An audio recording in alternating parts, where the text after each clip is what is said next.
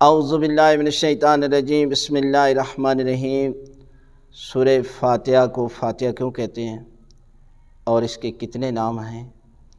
سورہ فاتحہ کو اس لیے فاتحہ کہتے ہیں کہ یہ قرآن مجید کی ابتدا میں ہے، اور ابتدا میں فاتحہ ابتدائیہ کلمات کو کہا جاتا ہے۔ اللہ کے رسول حضرت محمد مصطفیٰ صلی اللہ علیہ وآلہ وسلم پر یہ سورہ فاتحہ وہ واحد صورت ہے کہ جو 2 مرتبہ نازل ہوئی، ایک مکی بھی ہے اور دوسری مدنی بھی ہے، اور اس کی بڑی فضیلت ہے۔ تفسیر میں اس کے 30 سے زیادہ نام ہیں، لیکن مختصر ہم آپ کو اس کے 5 نام بتاتے ہیں۔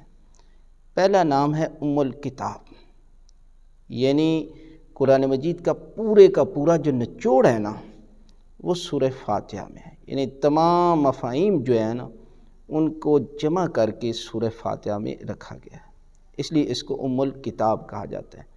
اور دوسرا یہ الکافیہ اس کا نام ہے۔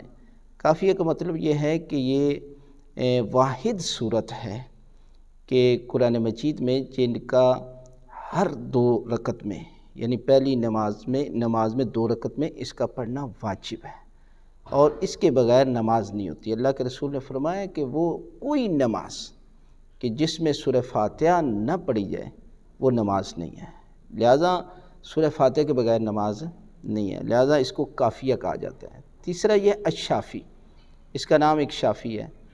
حضرت امام جعفر صادق علیہ السلام فرماتے ہیں کہ یہ سورہ شفا دیتی ہے مردے کے علاوہ، یعنی جو موت ہے، موت کے علاوہ ہر بیماری کا علاج ہے، لہذا 7 مرتبہ کم از کم اور زیادہ سے زیادہ 70 مرتبہ اس کی تلاوت کرنی چاہیے، اور یہ بیماروں کے لیے شفا یابی کا بہترین اسم اعظم ہے، لہذا اس کا نام ایک ہے الشافیہ۔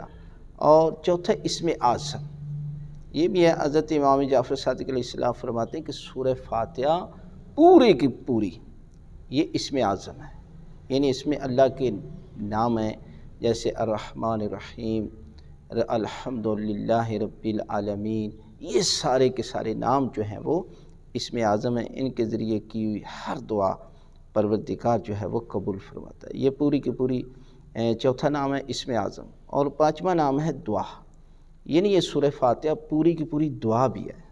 جب بھی بندہ فوت ہو جاتا ہے تو آپ جاتے ہیں تو وہاں پر حکم یہ ہے کہ آپ کم از کم 1 مرتبہ سورہ فاتحہ کی تلاوت کریں، اور 1 مرتبہ سورہ فاتحہ کی تلاوت کرنے والے کو پروردگار پورے قرآن کے برابر ثواب عطا کرتا ہے، یعنی یہ بہت بڑی فضیلت ہے سورہ فاتحہ کی۔